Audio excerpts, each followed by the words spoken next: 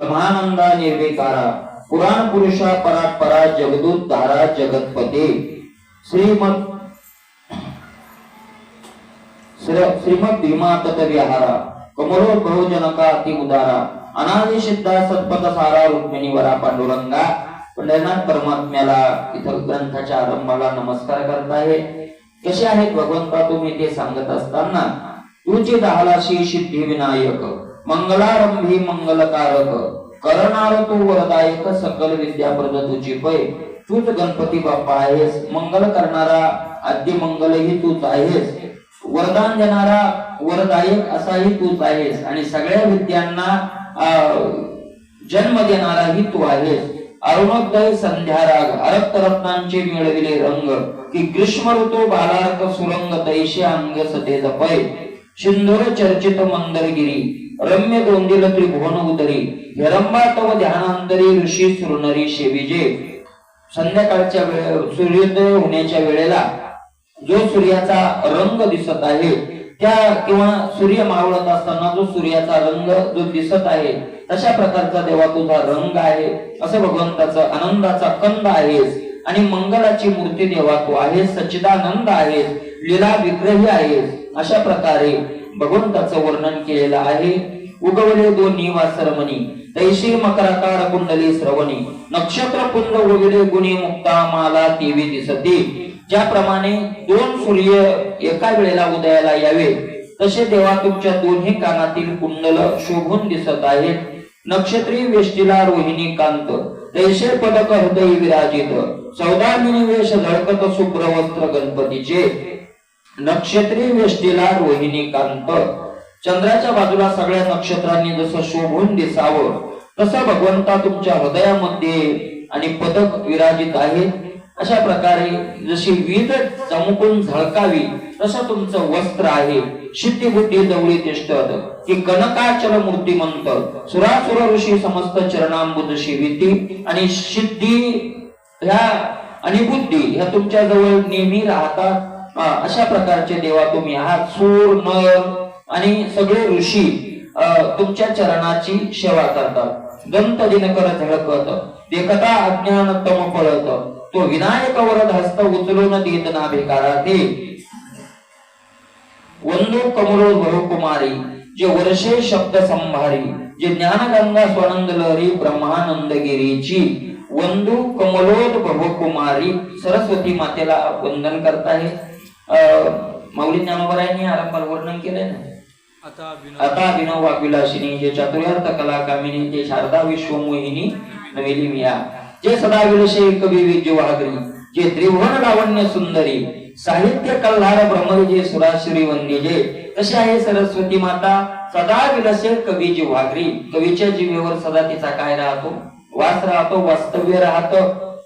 अशी तिन्ही लोकात सुंदर असलेली सरस्वती माता जे पदरचनेची सहस्र वदना की नवरसी भरली यमुना गुप्त राहुनी हलवी रसना शब्द वर्षे सरस्वती जी पदरचनेची सहस्र वदना जी पद ज्या कवीला निर्माण करायची आहे किंवा ज्याला वक्तृत्व करायचं आहे त्यांच्या करता ती गंगा आहे, भागीरथी आहे। गंगा जेवढी महत्वाची इतर सामान्य करता तेवढी त्या वक्त्या करता ती सरस्वती माता महत्वाची आहे। आणि नवरसाचा समुद्र यमुना माता नवरसानं ती भरलेली आहे। ती वक्त्याच्या जिभेवर गुप्त राहून त्या वक्त्याच्या मुखातून ते सगळं स्पष्ट करून घेत असते।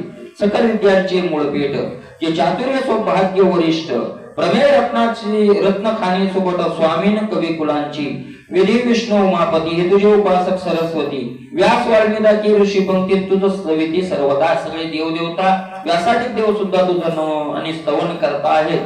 निगम काम धेनूचे कासेस अर्थ दुग्ध भरले सुरस हे तेहे भारत भरित नवरस पंचम वेद बोलती। निगम जे ग्रंथ आहे त्या निगम ग्रंथाच्या काशेतून निघालेलं दूध म्हणजे महाभारत आहे आणि ते महाभारताला पंचम वेद असंही काय होतं बोलल्या जातं। म्हणून महाभारती नाही ती नोयाची लोकी ती त्यातून काढून नवनीता कवी बालका देता माता ते भारतीय वंदिली तत्वता ग्रंथारंभी प्रीतीने आणि त्यातलं नवनीत काढून महाभारतातलं माझ्याकडे दिलेलं आहे असं म्हणताय। म्हणून मी त्या सरस्वती मातेला ग्रंथाच्या आरंभी प्रेमानं नमस्कार करतो. ती वाघवादिनी ब्रह्मपुत्री, जे रसना नाचवी निज सूत्री, जे शब्द ब्रह्माची धात्री ठाणे, जे वाघरे घाले. तर वाघवादिनी ब्रह्मपुत्री, ब्रह्मदेवाची ती काय आहे? मुलगी आहे सरस्वती माता. आणि रसना नाचवी निज सूत्री, आपल्या हातातल्या त्या मूळ सूत्रानं ती जिभेला काय करत असते? वक्त्याच्या नाचवत असते. अशी शब्द ब्रह्माला जन्म देणारी आहे ती सरस्वती माता. मी सर्वाचे जिव्हाग्री वशे, शुभाशुभ फळे बोलवी तसे, सद्भक्ताच शब्द विलासे, मीच वर्षे सरस्वती, मी सर्वाचे जिव्हाग्री वैशे. आणि सगळ्याच्या जिभेवर कोण बसलेली असते? सरस्वती माताच बसलेली असते. बरोबर आहे का नाही? सगळ्याच्या जिभेवर कोण बसलेली असते? सरस्वती मातेशिवाय बोलणंच नाही, कारण शब्द सरस्वती मातेपासून येतात. मग शुभ ही बोलणारी तीच, आणि हा शुभ मग आपल्याला काय चिंता आहे? कारण चांगलं तीच बोलायला लावली आणि वाईट सुद्धा तेच बोलायला लावली. पण तसं ते संशय येऊ नये म्हणून पुढे म्हणताय शुभाशुभ फळे बोलवी तशी. ज्याचं जसं शुभ अशुभ फळ ज्याला द्यायचं आहे तसं ती बोलून घेते. लक्षात आलं का नाही आलं? एखाद्याला मार घालायचा असेल तर शिव्या देऊन घेते, एखाद्याची पूजा करायची असेल तर स्तुती करून घेते. हे कोण करून घेत? म्हणजे त्याचं जसं कर्म असेल तशी ती काय करून घेते? बोलवून घेते. आहे का नाही? म्हणजे सद्भक्तास शब्द विलासी, सद्भक्तास शब्द विलासे, मीच वर्षे सरस्वती. सद्भक्त असेल तर त्याच्या वाणीतून शब्दाचा विलास कोण करून घेत? मीच करून घेते. चांगलं बोलून मीच घेते. श्रीधर म्हणे त्रिभुवनजनी ब्रह्मानंद पददायिनी, भारत रचना येथून सुरस वदवी माऊली. अशी तू माऊली आहेस म्हणून ती त्रिभुवनाला तू जन्म देणारी आहेस. ब्रह्मानंद पदाचं दातृत्व करणारी तू आहेस. आता महाभारताची रचना म्हणजे या ग्रंथाची रचना माझ्याकडून करून घे असं श्रीधर स्वामी विनंती करतात. देशिकराज ब्रह्मानंद लीलाविग्रही स्वानंद कंद, त्यांचे चरणारविंद सुगंध तेथे मिलिंद होईनवी. उत्तरे विज्ञान गोदावरी, अनुभव कृष्णा दक्षिण पारी, मध्ये भीमरती सुंदरी ब्रह्मानंदी वाहतशे. भागीरथी की भीमरथी, ज्या त्रिभुवनी विख्यात मिरवती, या लागे पुंडरीक वर्ध प्रीतीन अक्षय वस्ती करीत असे. या ग्रंथात सगळ्या नद्यांचा काय झालेला आहे? संगम. तुकोबराय सुद्धा म्हणतात ना, कथा त्रिवेणी संगम. सगळे संगम इथे येतात. त्या पांडुरंग क्षेत्री निश्चित, ब्रह्मानंद ती दक्षिणा द्वारावती, पंढरी त्रिभुवनी कीर्ती जेथे विराजी, पांडुरंग मूर्ती भीमारथी तिरी सर्वदा. त्या पंढरपूरला ही सगळ्या नद्या काय करतात? सगळे तीर्थ येऊन राहतात. अशा पंढरपूर मध्ये पांडुरंग परमात्मा आपलं ठाण मांडून बसलेले आहेत. या पांडुरंग क्षेत्री निश्चित, ब्रह्मानंद येते समाधिस्थ, जो वेदांत ज्ञानी अद्भुत महिमा त्याचा नवर्णवे. अशा पंढरपुरामध्ये पंढरपुराचं महिमान त्रिभुवनात आहे, तिन्ही लोकात आहे. तिन्ही लोक पंढरपूरचं काय करतात? वर्णन करतात. अशा पंढरपूर मध्ये ब्रह्मानंद नावाचे एक महात्मा अत्यंत विद्वान, आणि यती म्हणजे ब्राह्मण अत्यंत विद्वान, तिथं ते पंढरपूरला राहायचे. त्यांचा महिमा माझ्याकडून वर्णन करता येत नाही असं श्रीधर स्वामी म्हणतायत. वंदू कुलदैवत निश्चयशी, जो महाराज प्रेम पुरविलाशी, मल्ली मल्ल मर्दन कैलासवासी, स्वानंद राशी जगदात्मा.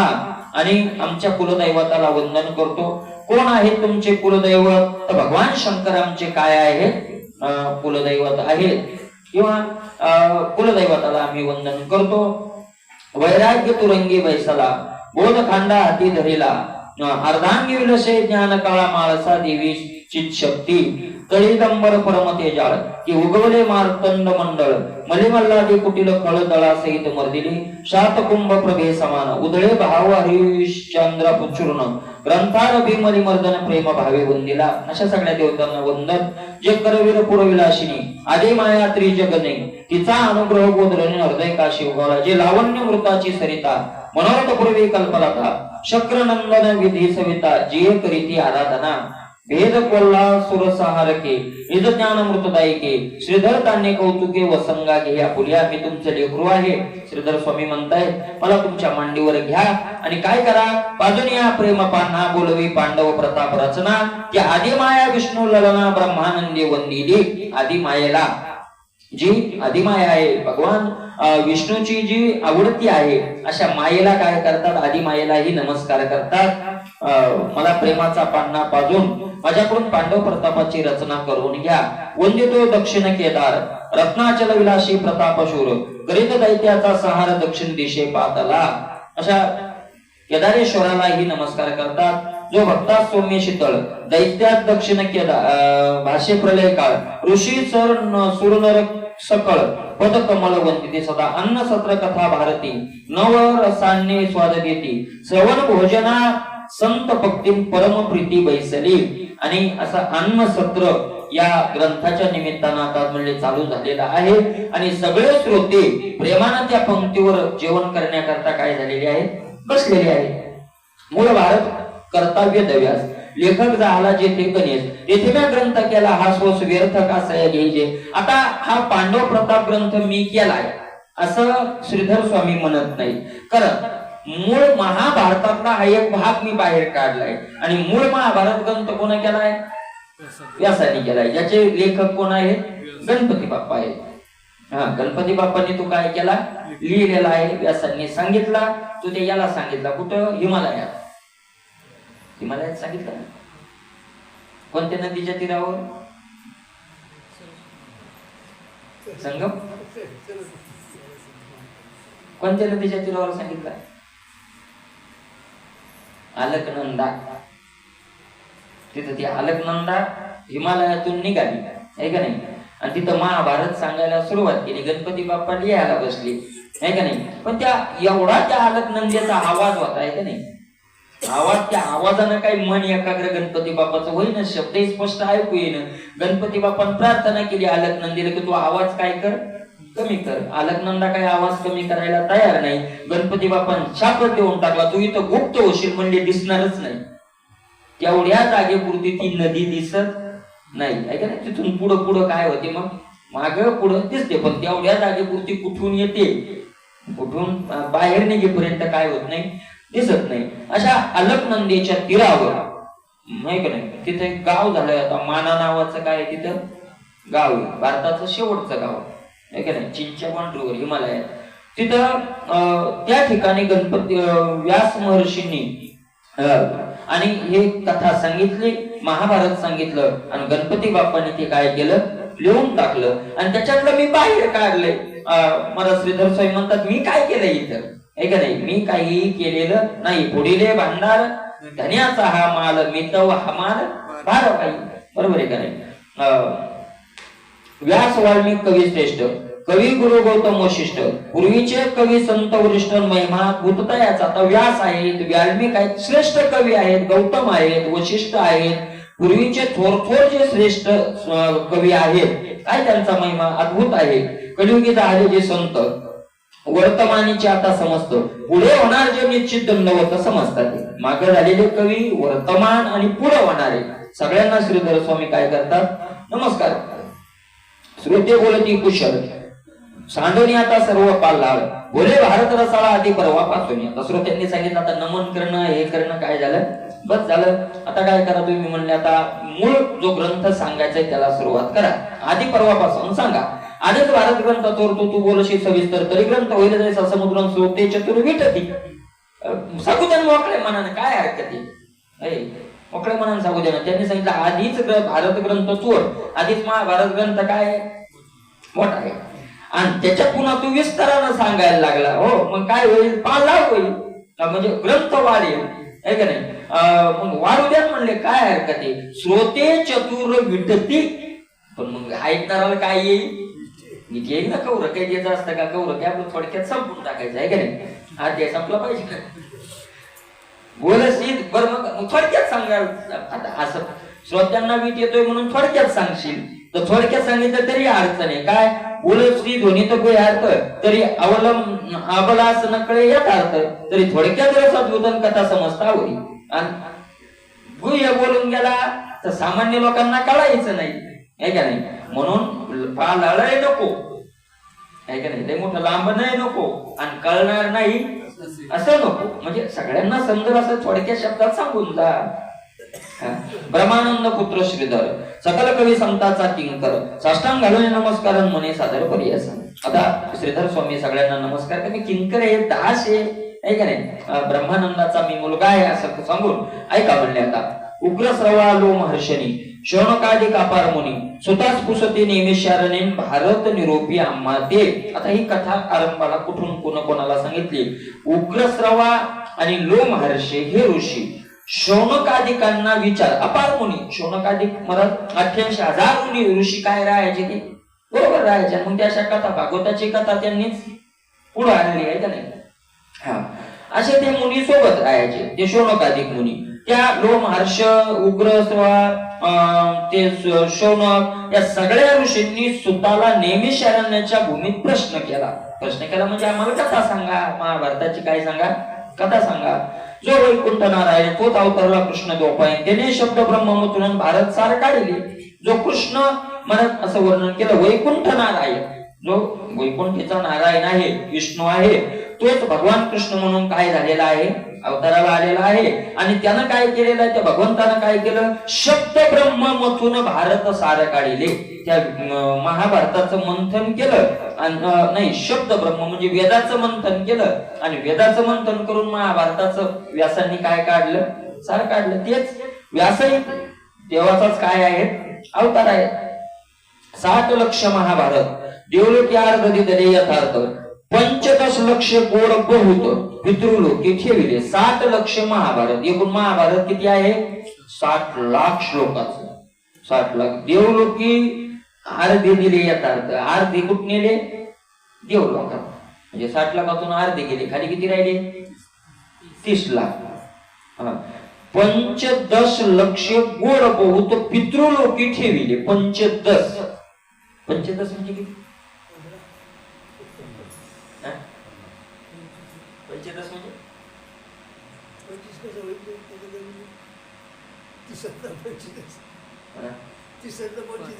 म्हणजे 15 शब्दाचा अर्थ करा 50, आहे का नाही?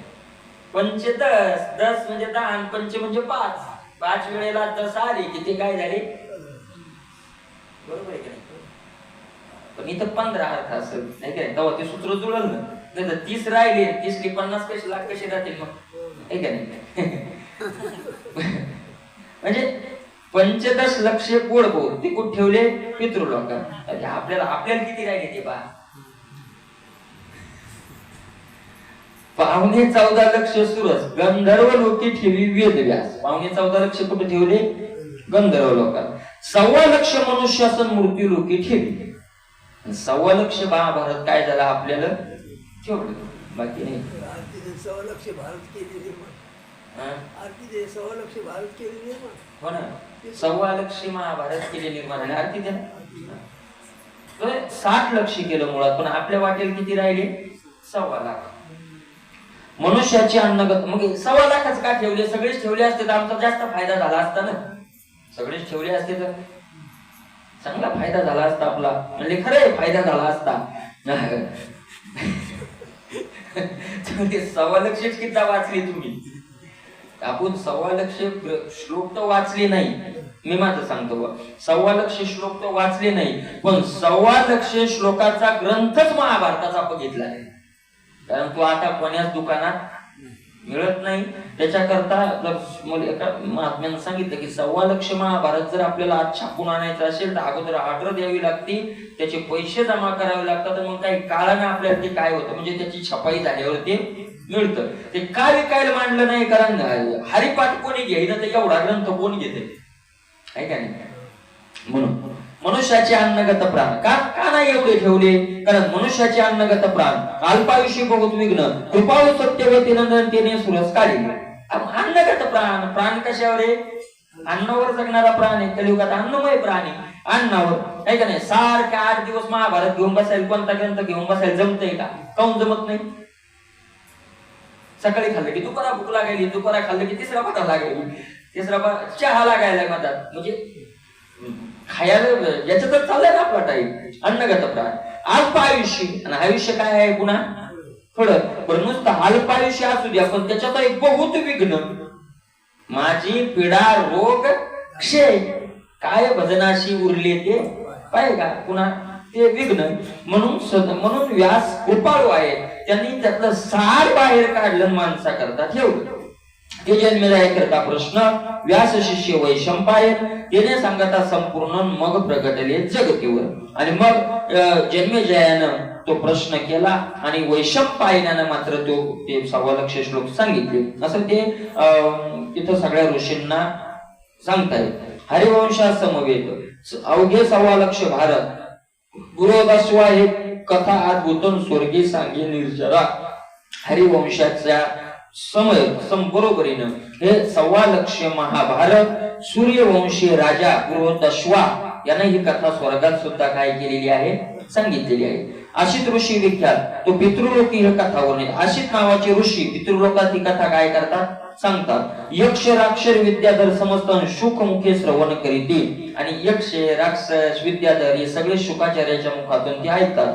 मनुष्य लोके सर्वज्ञ जन्मेजय सांगे वैशंपायन, त्या माझी आख्याने पावन गीता सनत सुजादी. मनुष्य लोकांमध्ये सर्वज्ञ असलेले जन्मेजयाला वैशंपायन मुनी काय करायला लागले, सांगायला लागले. असं ही पवित्र कथा आहे. सोयवल्ला सत्यवती शोध, भारतीय शब्द कुटगणित 8 सहस्त्र 800 संख्या निमस्त मे केली. त्या भारतात काही महाभारत स्वतः व्यासानं सांगितलं, पण त्याच्यात काही शब्द कुटगणित कुट श्लोक काही घातले. त्याची कथा आहे ती. गणपती बाप्पाला लिहायला लावलं, गणपती बाप्पाला त्यांनी सांगितलं, गणपती बाप्पा म्हणले मी लिहितो, पण आपल्याकडे काय नाही, टाइम नाही.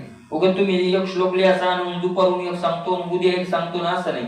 आपली लेखणी चालू झाली की थांबायची नाही, तुम्ही सांगत राहायचं ना आपण लिहित राहायचं, थांबणार नाही. व्यास म्हणले ठीक आहे, काय हरकत आहे. थोडा तर विचार करावा लागेल ना श्लोकाचा. इतक्या पटापट श्लोक कस काय तयार होती, यांना काय लिहायचं पटापट. मग व्यास होते, व्यासानं काय करायचे, 10-20 श्लोक सांगितले की एक खूप श्लोक सांगायचा. आणि व्यासांनी त्यांनी एक आड घातली, व्यासांनी गणपती बाप्पाला एक आड घातली. मी जे श्लोक सांगतो ते लिहायचे, पण अर्थ डोक्यात आल्याशिवाय पुढचा श्लोक लिहायचा नाही. आता ते कुठ श्लोकाचा त्यांना काय अर्थ लवकर लागत नव्हता, आणि मग तेवढ्या त्यांच्या अर्थ लावण्यात 10-20 श्लोक काय करायचे, पुन्हा तयार करून घ्यायचे. असं 8,800 श्लोक काय आहेत, त्याच्या कुट आहेत, असे कुठ श्लोक आहेत. त्यात मी मानितो यथार्थ, शुकदाने ते थितार्थ, संजय चतुर बहुतन जाणतो किंवा नेनतो पै. त्यात मी मानितो यथार्थ, आणि त्याच्यात ते तेवढे श्लोक आहे ते खरं आहे. आणि शुक जाणे, त्या कुठ श्लोकाचा अर्थ कुणाला कळतो, शुकाचार्याला कळतो. संजय चतुर बहुत जाणतो किंवा न जाणतो, नेनतो. संजयाला काही कळतात आणि काही कळत नाही. आता संजय कोणता, संजय व्यास शिष्य, संजय मुख्य शिष्य व्यासाचा, की ज्याला महाभारताची दृष्टी काय केली होती. एवढा चतुर असलेल्या संजय सुद्धा काही श्लोक कळतात आणि काही कळत नाही. अर्थ मनास आणि यरंब चंपलत वेली, म्हणून कुठं अद्भुताने व्यास घाली टाईत आहे. गणपती बाप्पा गडबडी लिहायचे म्हणून व्यासाने काही श्लोक कुठं घातले. असो कथा आहे कथा विचित्र, कुरुक्षेत्री दीर्घ सत्र, जन्मेजय आचरिता पवित्र सिद्धी न पावे सर्वथा. असो हे सगळं आता कथा राहू द्या. म्हणले कुरुक्षेत्राच्या ठिकाणी दीर्घ असं मोठा यज्ञ जन्मेजयाने काय केला, सुरू केला. पवित्र आचरणानं तो करू लागला, पण तो काही सिद्धीला जाईना गेला. श्रुतसेन उग्रसेन भीमसेन हे जन्मेजयाचे बंधू तिघेजण सकल परिपात्या त्या आदिनं राये केले सत्रीचे. श्रुतसेन उग्रसेन भीमसेन हे सगळे जन्मेजयाचे तिघ भाऊ. त्या यज्ञाच्या तिथं त्यांनी काय केलं, त्यांना पवित्रतेनं त्यांच्याकडे ते पारिपात्य दिलं. तरी तीही देवशुनीचा सूत सारमे दूर होता किडत, अन्याय नसता किंचित दंड प्रहारे दाढीला. का तो जात नव्हता कडीला यज्ञ, तीही म्हणजे त्यांनी, त्या तिघा भावांनी आहे का नाही, काय केलं होतं म्हणले, त्याचा देवसुनीचा सूत म्हणजे देवांची कुत्री, म्हणजे देवाकडे कुत्री आहे लिहिलं म्हणल्यावर आहेच नाही, तिचा मुलगा. आणि त्याला काही कारण नसताना यांनी दंड दिला. कुत्र्याला बिचाऱ्याला कारण नसतानाच काय मिळतो, दंड म्हणतो. काय करावं त्याला इलाज नाही. रस्त्यात बसेल राहतं बिचारे, एकटंच कोणी येतं दगड आहे का नाही. तुकोबाई म्हणतात ना, चुका म्हणे झाली कुत्रे काय नाही श्वानाचे आहे ते, कोणी अपमान करीत माझा, कोणी अपमानास आहे ते. त्यांनी त्यांना दंड केला. तर त्या कुत्र्याच्या पिलांना काय केलं, तो रोजन करीत मला तेच सांगे एरी राज सभे पातळी वेगळी म्हणजे आती आणि ती विषय संज्ञान दगडेली नीती धर्म पत्नी. आता ती गेलं त्याच्या आईकडे रडत. आता ती देवाची स्वतः ती आली त्या राजसभेत, जन्मजायच्या राजसभेत आली आणि सांगितलं, अरे तुम्ही अनितीला पाठवलंय, अनितीला जवळ केलंय आणि नीतिरूपी धर्मपत्नीला काय केलं, हाकलून दिलं. बरोबर नाही. राव विचारी बंधू जो अन्यायला गटला अंगात बोलावाय वागदिवस शब्द सहसा. राजाने विचारलं भावांना, अरे तुम्ही काय अन्याय केला म्हणे, आहे का नाही. अरे तो अन्याय या जिभेनं वर्णन करणं ही शक्य नाही. असं का कोणाला, कारण महाराज कुणालाही चूक नसताना दंड देणं याच्या एवढा मोठा काय नाही, अपराध नाही. आपण म्हणतोय ना की कोर्टात भांडण केलं की कोर्टात फैसला द्यायला पाहिजे. कशाला 2-2 वर्ष, नाही. कोर्ट खरंच आता ते सगळं वेगळंच झालं, पण सत्यता तपासायला वेळ लागतो. निकाल द्यायला काय लागत नाही, वेळ लागत नाही. सत्यता तपासावी लागते त्याला, याचं काय त्याचं काय, बरोबर आहे का नाही. कारण खरा त्याचा मूळ मुद्दा असतो की ज्याची चूक नाही त्याला दंड दिल्या जाऊ नाही. काय शुनी बोले शाप वचन सिद्धी न पावे तुझा यज्ञ. त्या कुत्रीनं दिला शाप की तुझा यज्ञ सिद्धी जाणार. राजा होऊन उद्युग्न मृगये प्रती चालेला. राजा त्रास महाराज मन उदास झालं त्याचं आणि निघाला शिकारीला. श्रुतश्रव्याचा होतो सोमश्रवाज्ञानी अद्भुत त्याच्या हाती नृपनाथन आरंभित 17 श्रुतश्रुया नावाचा ऋषी, त्याचा मुलगा सोमश्रुवा आणि त्या सोमश्रुयाच्या हातानं राजाने यज्ञाला काय केला, आरंभ केला. धौम्य ऋषी परम पावन त्याचे शिष्य ती गेजन वेद आरोनी उपमन्यन आज्ञा पिती गुरु द्या ते. आणि मग त्या गुरुने काय केलं, सोमश्रव्यानी धौम्य ऋषी एक श्रेष्ठ ऋषी त्या जंगलात राहायचे. त्या धौम्य ऋषीचे 3 शिष्य होते, वेद, आरोनी आणि उपमन्यी. उपमन्यू आपल्याला जरा ओळखीचा आहे. उपमन्यू कारणी काय ना धावशी आहे का नाही. उपमन्यू त्या गुरुनं धौम्य ऋषीनं त्या 3 शिष्यांना आज्ञा केली. काय आज्ञा केली, पांचाल खंडा जाऊनी केदारानी बांधुनी ऐशा ऐकून आरुणी पाणी नियत वापी येते. पांचाल खंडामध्ये जाऊन पांचाल नावाच्या देशात तुम्ही जा आणि तिथून काय करा, पाण्याचा पाट बांधत आणा. पाणी पांचाळ खंडातून पाणी आणा असं ऐकलं. आणि अरुण नावाचा जो शिष्य होता त्यानं त्या वाफ्यानं पाणी आणायला काय केली, सुरुवात केली. मला तू एक लक्षात घ्या. आता हे पाय ते कशामुळे, ते शिष्याचं काय महत्व, हे ज्या पुढच्या कथा सांगितलं की ते शिष्य होते कोण, काय त्या शिष्यांचं तपश्चर्या होती. कारण देवाच्या पुत्री का असं नको, ती कोणाची आहे हे महत्वाचं आहे. तिचा शाप होता ना तो सामान्य थोड्याच होता. म्हणून तुकोबरा म्हणतात मोठ्याचं काय कुत्री झालेलं परवडतं, हे का नाही. मोठ्याचं कुत्री झालेलं काय होतं, भाऊ देशोदेशी जयाचा धाक आहे. त्याचे श्वान म्हणता बरी असं प्रमाणे आहे ना. त्याचं आता मोठ्याचं असल्यावर मग तिथं काय अडचण.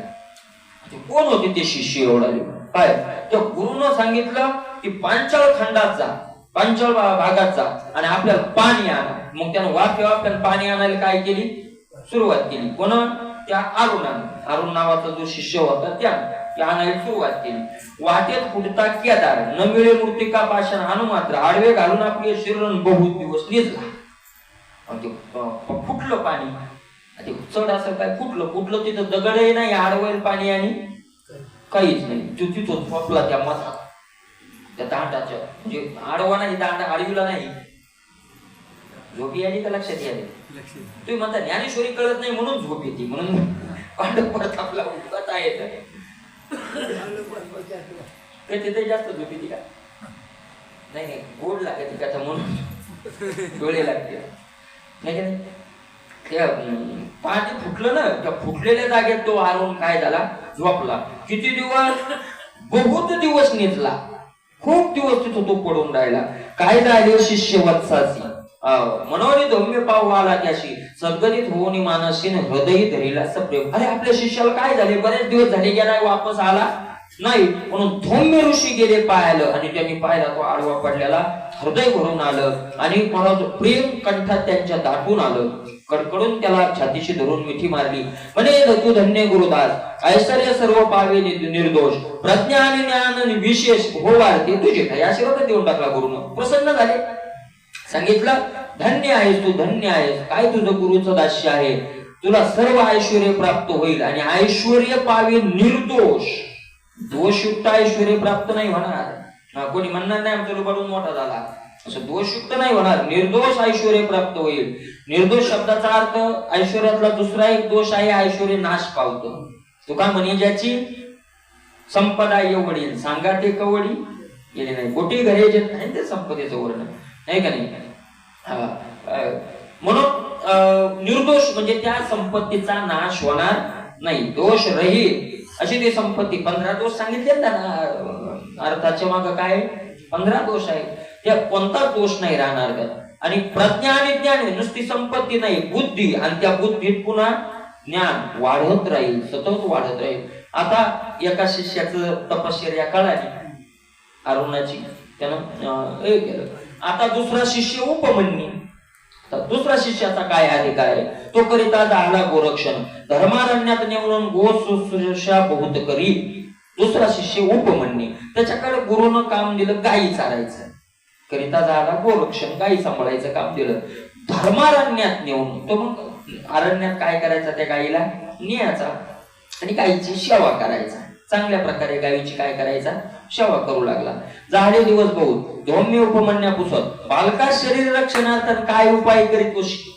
पण धौम्य ऋषीने विचारलं, तो गायी चारायला जातो, पण भूक लागल्यावर काय खातो, कारण गायी चारायला गेल्यावर काय लागणार आहे, भूक लागणार आहे. मग शरीराकरता उदरनिर्वाह करता काय खातोस तू, काय उपाय करतो. येरो म्हणे भिक्षाने असे जिवंत, गुरु म्हणे हे निषिद्ध यथार्थ, सद्गुरुस अर्थ द्यावे सत्य ना अन्न तरीच पावन. तो म्हणला मी भिक्षा मागतो, 5 घर का काय मधुकरी मागायची, खायची, चालता चालता मधुकरी मागत जायचं ना खायची. गुरुन सांगितलं योग्य नाही, निषिद्ध आहे. म्हणजे कस काय, कारण अर्ध सद्गुरूला दिल्याशिवाय खाल्लं, जर अर्ध न देता खाल्लं तर ते अन्न पवित्र होत नाही. अर्ध द्यायचं ना अर्ध खायचं. मधुकरीत एक चपाती आली, एक शाळूची आली, त्या शाळूची गुरुच लिहायची. आम्ही करायचं तसं, तुमचं नाही सांग, आम्ही करायचं. परत मधुकरी मागायला नंबर असला ना, मधुकरी मागायला जायचं. गव्हाच्या चपाती आली तेव्हा गहू जरा कमीच होती, गव्हाच्या आले की तिकडेच खाणायच्या, जेवणीच्या इकडे आणायच्या, खाऊन घ्यायचे ते. काय करायचं, तसं नाही करायचं. काय करायचं, गुरुला द्यायचं. म्हणजे तसं ते जमणार, पावन होणार नाही, पवित्र नाही अन्न होणार. येरो म्हणे आज्ञाप्रमाण, मग अर्ध भिक्षा देत आणून पक्ष मास लोटवता पूर्ण गुरु पुढे आज्ञा की मग त्याला ठीक आहे बाबा, अर्ध गुरुला आणून द्यायचा ना अर्ध तो खायचा. 15 दिवस गेले, गुरुनं पुन्हा आज्ञा केली. म्हणे वत्सा वंचकपणे भिक्षा अवघ्या आम्हास देणे, उपमन्य अवश्य म्हणे आज्ञेप्रमाणे वर्ततो. गुरुनं सांगितलं हे बघा, आता प्रामाणिकपणानं जेवढी भिक्षा मिळेल तेवढी काय करायची आहे, आम्हाला आणून द्यायची, त्यातलं काही ठेवायचं नाही. ठीक आहे म्हणला, काय हरकत नाही. दुसऱ्याने आज्ञेप्रमाणे तो वागायला लागला. दुसऱ्याने भिक्षा करीत गुरुने ते ही वर्जिले समजत, जनास पिढीशी बहुत द्विवार भिक्षा न मागे तू. बरं ठीक आहे, पहिली गुरुला आणून देऊ आणि दुसरी काय करू आपल्याला, आपण मागू. गुरु सांगितलं तसं नाही, लोकांना त्रास द्यायचा नाही. द्विवार भिक्षा न मागणे, द्वंदा भिक्षा मागायची नाही. आता मग काय अवश्य म्हणून येतो कुमार, वनी धेनुचारी निराहार, बहुपीडिता क्षुधा वैश्वानर, शेवी गोक्षीर दोरद्रोण भरी. मग आता भूक लागायची ना, भिक्षा तर नाही, लय भूक लागली तर 2 भर गाईचं काय पियाचा, तो दूध पियाचा. उपमन्यू दूध पियाचा. अवश्य म्हणून येतो कुमार, गुरु म्हणे उच्चिष्ट केले, यज्ञाशी नाही कदा घेतले, मग तेही शिष्य वर्जिले क्रियस तिरस्कार न मानिता. गुरुन सांगितलं आता काय करतो, म्हणला दूध पितो. म्हणले तो दूध तो पुष्ट केलं राहणारच, मग यज्ञाला दूध कसं काय चालत, म्हणून दूध हे पियाचं नाही. मग वत्से दुग्ध पिता विशेष, मुखातून कळू लागला फेस, तो पान करिता काय सण दीप्ती चढे पुढती. मग काय केलं, वासरू गाईला पियायला लागलं की वासराच्या तोंडातून काय येतो, फेस येतो. तो फेस घ्यायचा त्यांना. भूक लागल्यावर काही ना काही फेस खायचा. लोक भूक लागल्यावर काय नाही खाणार म्हणा. तुम्ही म्हणतात फेस कुठं खात असतो का, मग तुम्ही पण बरबड्या खाल्ल्या. भूक लागल्यावर खाल्ल्या का नाही. माणसं सांगतात ना, जुनी माणसं, तुम्ही खाल्ले की नाही मला माहित नाही, पण जुनी माणसं सांगतात बाबलीचे हे खाल्ले काय, धामुकी हा बडबडे खाल्ले, बडबडे धामुकी खाल्ले बाबलीची, मग काय खाणार नाही. मला ते त्यांना ते खायला सुरुवात केली. गुरु तयाशी पुसत येरू वर्तले ते सांगत, आचार्य म्हणे पातक बहुतन पान न करी सहज. सांगा, गुरुने सांगितलं तेच आहे पाप आहे, म्हणले ते फेसही घ्यायचा नाही. अवश्य म्हणे उपमन्य. गुरु मग हारकीचा चिक काढून पान करीत द्रोण भरून गेले नयन विशेषतः. भूक तर खूप लागली, दूध पियायचं नाही, जेवणही काय करायचं नाही, खायचं नाही, काय भूक तर खूप लागली. त्यानं काय केलं, जास्तच भूक लागल्यामुळं एक द्रोण भरून रुईचा चीक काढला. रुई झाड माहिती आपल्याला, रुईचा चीक काढला, तो प्याला आणि त्या विषामुळे त्याचे डोळे गेले. दोन्ही डोळे काय झाले, गेले. धेनु आणि त्या गृहाला गुण उपात पडला उपमन्य. गुरु म्हणे परम सहिष्ण बाल काय झाला आणि आंधळा झाला. काही घराकडे घेऊन येऊ लागला. घराकडे गाई घेऊन येता येता एका विहिरीत तो काय झाला, पडला. आंधळा असल्यामुळे पडला विहिरीत. गुरुने विचार केला, शिष्य आला नाही, काय झाला असेल. गुरु परम सद्गतीत होऊनी पाहत हिंडे घोर काननी. वत्सा उपमान्य येऊन भेटे रे स्नेहाला. गुरु त्या जंगलाने हिंडायला लागले. कुठे गेला बाळा, कुठे तू, भेट मला. चौथो कृपावंतू तातडी सद्गुरु नामे हाक फोडी. स्वामी मज येथून काढीना हाती अवघडी पडी गेलो. मग त्यानं ते आवाज ऐकून विहिरीतून काय दिला, आवाज दिला, मी हात पडलोय, मला काढा इथून. ते गुरु आला ती अवसरी. म्हणे वत्सा तो बहीण धरी, अश्विनो देवाचे स्तवन करीन, कृपा तुझवरी करतील. आणि मग महाराज धौम्य ऋषीने सांगितलं, चिंता करू नको, तू काय कर, अश्विनी देवाचं स्मरण कर, तुझ्यावरती कृपा करतील, काही अडचण नाही. स्तवना सरसे दोघे येती, आमो पानून दिला हाती. येरो म्हणे मीन भक्षी कल्पांतील सद्गुरु प्रति न देता. आणि अश्विनी देवाचं स्मरण केल्याबरोबर तिथं अश्विनी देव काय झाले, आले आणि त्यांनी काही त्याला आरोळी नावाचं काहीतरी खाद्य दिलं. असं काही स्वर्ग लोकातलं खाद्य दिलं. त्यांनी सांगितलं, मी खाणार नाही, कारण माझ्या गुरुला दिल्याशिवाय मी सेवन करणार नाही. देखून या निकट गुरुदास अश्विनी देव भावले हर्ष.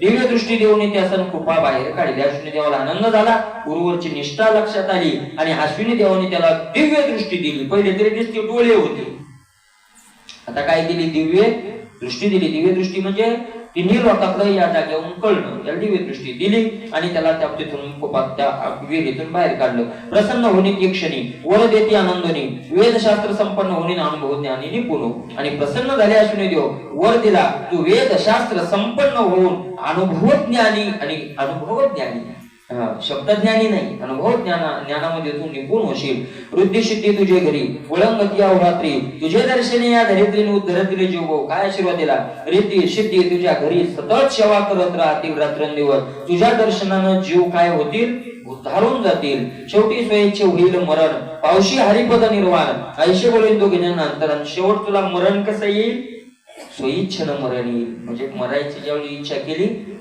त्यावेळेस मरण येईल. असं स्वइच्छेनं मरणाचा वर दिला आणि शेवटी तू हरीच्या पदाला प्राप्त होशील, असं बोलून अश्विनी कुमारांत धार पावले. यावेळी तो उपमन्य जाऊन धरे सद्गुरूचे चरण. त्यांनी तैसे चोर देऊन आश्रम आपल्या झालेला, आपल्या गुरुलाही गेला, गुरुच्या पायावर नतमस्तक तो झाला उपमन्य. गुरुने तसेच त्या प्रकारचे वर दिले आणि त्याला आपल्या आश्रमात धाडून दिलं. यावेळी आता दोन शिष्याचं झालं. एक शिष्य अरुण, त्यात पाणी अडवून गुरुची सेवा केली, एक हा अशा प्रकारे सेवा केली.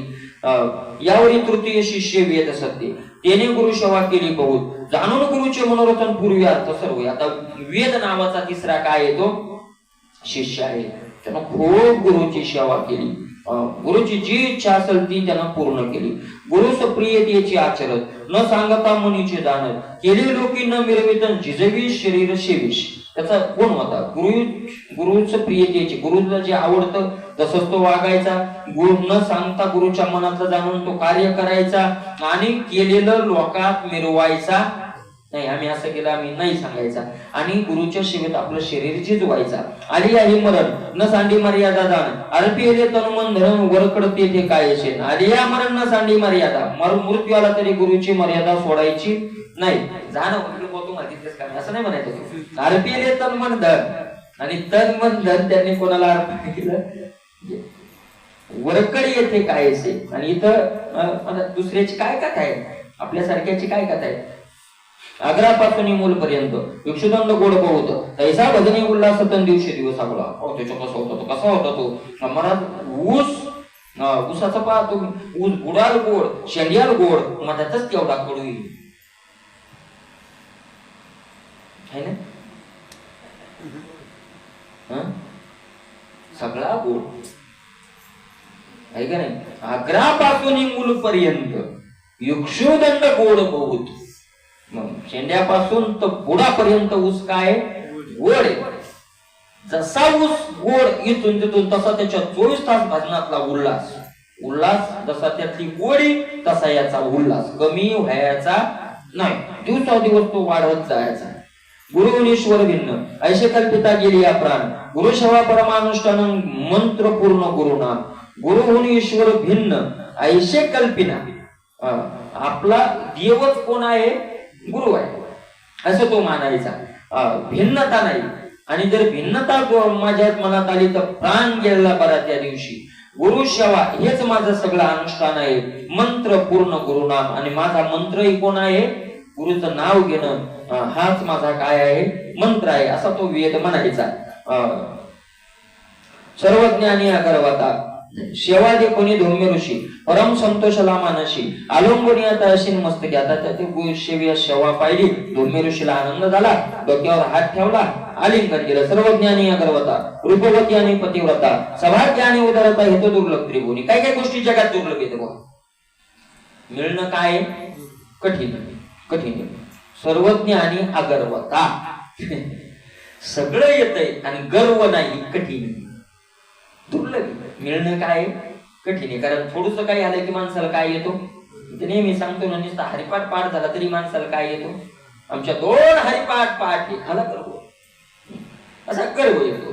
पण सर्वज्ञ आणि अगर्वता, सर्वज्ञ आणि रूपवती आणि सुंदर स्त्री आणि पतिव्रता हे दुर्लभ. सभाग्य आणि उदारता, श्रीमंत आणि उदारता हे तो दुर्लभ त्रिभुवनी. एकाच लोकात नाही, 3 लोकात हे काय दुर्लभ. सहभाग्य पुत्र आणि पितृभक्त शास्त्रज्ञानी वैराग्ययुक्त ब्रह्मज्ञानी हे तो आणि निरपेक्ष चित्त हे तो दुर्लभ त्रिभुवनी. सभाग्य पुत्र आणि पितृभक्त, मुलगा भाग्यवान आहे आणि पितृभक्त आहे म्हणजे धनवान, सगळ्या कामात यश मिळवणार आहे आणि पितृभक्त आहे, दुर्लभ. शास्त्र आणि वैराग्ययुक्त, शास्त्रज्ञ शास्त्र जाणतो आणि त्याच्याजवळ वैराग्य आहे, दुर्लभ. बहुतेक सामान्य लोकांपेक्षा शास्त्र जाणणारा जवळ लोभ काय जास्त आहे. उलट वाटायला, शास्त्र कळणाऱ्या माणसाजवळ लोभ जास्त का सामान्य माणसाजवळ लोभ जास्त?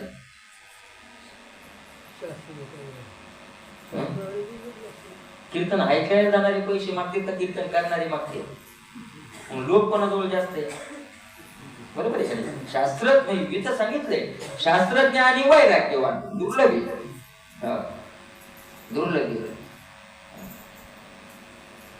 ब्रह्मज्ञानी आणि निरपेक्ष चित्त, ब्रह्मज्ञानी आणि त्याचं चित्त काय निरपेक्ष, हे तो दुर्लभ त्रिभुवनी. हे 3 लोकात काय दुर्लभ. इथं ब्रह्मज्ञानी शब्दाचा अर्थ शब्दज्ञानी आहे का नाही. गुरु पंडित आणि उदास, शिष्य प्रज्ञावंत भाव विशेष, हिरा आणि तोची परीस हे तो दुर्लभ त्रिभुवनी. गुरु पंडित आणि उदास, आपला गुरु ज्ञानी आणि पुन्हा काय उदासी. नाही तर मग शिक्षकून काही काय राहते, गुरुला अपेक्षाच राहते ना, ते द्यावं आहे का नाही. गुरु पंडित हे उदासी दुर्मिळ. शिष्य बुद्धिमान आणि भाव विशेष, कारण जिथं बुद्धी जास्त आहे तिथं भाव काय असतो, कमी असतो, आणि जिथं भाव जास्त आहे तिथं बुद्धीचा अभाव राहतो. तुम्ही पहा, एरवी जास्त निष्ठेनं भोळे लोक सेवा करतात, बुद्धिमान करत नाही, ते बुद्धीच्या द्वारावर असतात. हिरा आणि बरीच दोन्ही एकच शक्य आहे का? शक्य नाही. असो संतोषिनी गुरुनाथ वेद शिष्यास आज्ञा देत म्हणे, वाचा आश्रमातून जाऊन ना देत, आणि मग आपल्या शिष्याला त्यांनी आज्ञा केली. वेदव्यासांनी वेद नावाच्या शिष्याला गुरुना आज्ञा केली, सेवा चांगली केली बुवा, तुला आशीर्वाद दिला, आता तू काय कर, तुझा आश्रम वेगळा करून तुझा संतती संपत्ती दिव्य ज्ञान हे हो का प्राप्त तुझ लागून. यावेळी तो आज्ञा घेऊन निजाश्रमी चालला. ठीक आहे, संतती संपत्ती दिव्य ज्ञान सगळं काही मिळवलं गुरुकडून, आणि तो आपला निघाला. ऋषीने त्याला वर दिला, वेद निघाला. त्याने करून 3 शिष्य पाळी पुत्रा गुण विशेष गुरुग्रह आपण भोगिले क्लेशन म्हणून सेवानं सांगे द्या. आणि मग त्याने करून 3 शिष्य त्या वेद नावाच्या शिष्यानं पुन्हा 3 काय केले, शिष्य केले. आणि तो त्या शिष्याला आपल्या मुलापेक्षाही जीवानं जास्त प्रेमानं पाळायचा. का? की आपल्याला गुरुच्या घरी त्रास झालाय, आपल्या शिष्याला होऊ नाही, म्हणून सेवानं सांगेल द्या, आणि म्हणून शिष्याला तो सेवा सांगायचा नाही. असं नसतं, आपल्याकडे उलट आहे. साधूची वृत्ती आणि सामान्य जीवाची वृत्तीत हा फरक आहे. साधूची वृत्ती असते आपल्याला जो त्रास झालाय तो दुसऱ्याला होऊ नाही, आणि आपल्यासारख्याची इच्छा असते की आपल्याला झालाय तर मग आपल्यामुळं दुसऱ्याला का होऊ नये, म्हणजे आपल्याला झाला तो दुसऱ्याला सुद्धा द्यावा. याचं उदाहरण सांगू का नको? सांगू. काय सासू सुनल म्हणती, बाई माझ्या सासून जाळू जाळू घेतलं, मी तुला कसं काय सोडी, तुला जाळू जाळू घेतले, तू जळाली तर तिला तर नको जाळू. म्हणजे आपल्याला जो त्रास झाला तो पुढच्याला देणं ही जीवाची परंपरा, आणि आपला झाला तो आपल्यापासून, आपला झाला त्रास दुसऱ्या कोणाला होऊ नये ही साधूची काय आहे, वृत्ती आहे. आपल्याला झालाय बुवा, आपल्या गुरुनं आपल्या परीक्षा घेतली, आपण नाही पुढच्या नाही सांगायचं. त्याने उत्तम कलाम शिष्यदान गृही ठेवून रक्षण जन्मदायाचे सत्री जाऊन गुतवीत झाला वेद तो. त्या वेदानं काय केलं, जे 3 शिष्य केले होते त्याचा उत्तंक नावाचा एक शिष्य होता, त्या उत्तंक नावाच्या शिष्याला आपल्या घरी ठेवलं आहे का नाही, आणि जन्मदायाच्या सत्रामध्ये यज्ञामध्ये जाऊन त्यानं तिथं यज्ञाला काय केला, यज्ञातील एक प्रधान आचार्य झाला, आणि तो तिथं वेद करू लागला. मागे भार्या तरुण रूप होती, कामानाले आळली चित्ती, प्रार्थनी झाली उत्तम का प्रति मत प्रति भोगितो. आता तो वेद नावाचा शिष्य, म्हणजे कोणाचा वेद शिष्य, असे परंपरा ध्यानात राहत नाही, आहे का नाही? ऐकणारच्या नाही ध्यानात राहिली तर सांगणारच्या नक्की ध्यानात राहिलं. कीर्तनातून काय होते,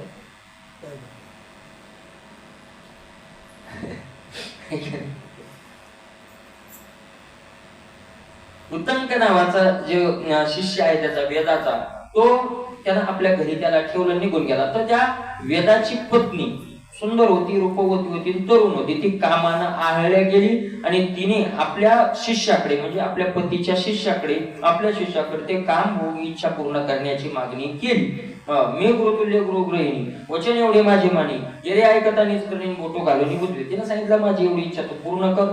त्यानं कानात बोट घातले, ऐकत नाही, हरिस्मरण करून देव म्हणे, तो माता मी बालक म्हणे, भावोनी परम दुःख परता गेला उठोनी, भुजंगावरीनं घालवे हात उडीनं टाकवे अग्नीत, तैशी परम सती भावित तरी तो नारायण नर नव्हे. असं सांगितलंय. भुजंगावरीनं घालवे हात, महासर्पाच्या तोंडात हात घातल्या जात नाही, आहे का नाही? उडीनं टाकवे अग्नीत, अग्नीत कोणी उडी टाकल्या जात नाही. तसं एखादी महान पतिव्रता स्त्री जर प्रार्थना करत असताना जर एखादा पुरुष भावनिक होत नसेल तर तो नर नाही, तो काय आहे, नारायणच आहे, देवच आहे. रूपवती सभागी उदार तरुण एकांती प्रार्थी सोयी येऊन त्याचे विकार न पावे मन तरी तो नारायण नर नव्हे. तो नर नाही तर तो काय आहे, नारायण. एकांत वनी एकला फिरत महाराज तालो हो देखत, पाय ढकलून पुढे जात तरी तो नारायण नर नव्हे. महावनी एकला फिरत, महा जंगलात एकटा काय करायला लागलाय, फिरायला लागलाय, आणि फिरत फिरत फिरत फिरत असताना त्याला सोन्याचा गोळा पुढे पेटलाय. गोळा नाही, सोन्याचा मोठा दगड पुढं दिसला, तो कशाचा आहे? सोन्याचा आहे. त्याला पायाला ढकलून जो पुढं जातो तो नर नव्हे, तो नारायण. तो काय आहे? नारायण आहे. त्या नारायणाच्या व्याख्या सांगितल्या तिथून. अशा प्रकारचा एखादा कोणी आपल्याला दिसला महात्मा, तर त्याचं हे लक्षण आहे, ते बाई हे काय आहे लक्षण. आपण म्हणतात साधू कशावरून ओळखाव, अशावरून ओळखावं आहे का नाही, कशावरून ओळखायचं. एकांत वनी एक निंदक निंदिती रात्रंदिन, संतापेन पोळे ज्याचे मन, हरिरूपरी ते सर्वजन तरी तो नारायण नर नव्हे. निंदक निंदिती रात्रंदिन, रात्रंदिवस निंदक त्याची काय करतात? निंदा करतात. तरी त्याच्या मन न पोळे, त्याला आतून तो जळाल्या जात नाही, त्याला काही दुःख होत नाही. तर आणि सगळं जग तो हरिरूपानं पाहतो, तो नर नाही, तो काय आहे? नारायण. निंदा आणि स्तुती आम्हा समान हे चित्ती, तुकोबर आहे म्हणतात. मनोजय वासनाक्षय, सर्वज्ञ दयाळ सदा सदै, राव रंग समान पाहिजे तरी तो नारायण. मनोजय, ज्याच्या मनाचा ज्याला काय मिळवलेला आहे? विजय मिळवलेला आहे. वासनाक्षय, सगळ्या वासनेचा ज्याचा नाश झालेला आहे. वासनाक्षय, वासना हे करायचं ते करायचं ते करायचं ते करायचं, हे करू ते करू, असा ज्याचा विचार जळून गेलेला आहे. जो सर्वज्ञ आहे, जो दयाळू आहे, जो दयेने ज्याचा अंतकरण सदा भरलेला आहे, राव आणि रंक ज्याला दोन्ही समान आहे, तरी तो नारायण नर नव्हे, तो माणूस नाही, तो काय आहे? नारायण आहे.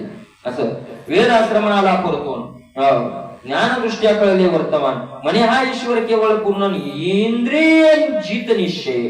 पहा, वेद नावाचे ऋषी यज्ञातून वापस आले आणि वापस सर्वज्ञ ऋषी होते ते. त्यांना कळालं की आपल्या पत्नीनं आपल्या शिष्याकडे काम वासना व्यक्त केली, पण आपल्या शिष्यानं ती स्वीकारली नाही, आणि म्हणून याचा इंद्रियाचा काय झालेला आहे? आता विजय झालेला आहे.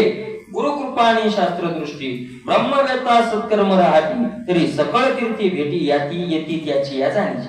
त्या तीर्थाला जायची गरज नाही म्हणतात. ऐका, गुरुकृपा आणि शास्त्रदृष्टी, ज्याच्यावर गुरुची कृपा आहे आणि ज्याला शास्त्राची दृष्टी, हे शास्त्राला चांगलं जो जाणतोय, आणि गुरुची वरून काय? कृपा आहे. आणि ब्रह्मवेत्ता, ब्रह्माला जो जाणतोय, आणि सत्कर्म राहती, आणि ज्याचं सत्कर्मात वर्तने, म्हणजे सतत त्याची क्रिया काय करत राहते? सत्कर्म करत राहते, तर सगळे तीर्थ त्याच्या भेटीला येतात. सकळही तीर्थे निवृत्तीचे पायी, म्हणून तर म्हटले त्याची या जाणीव.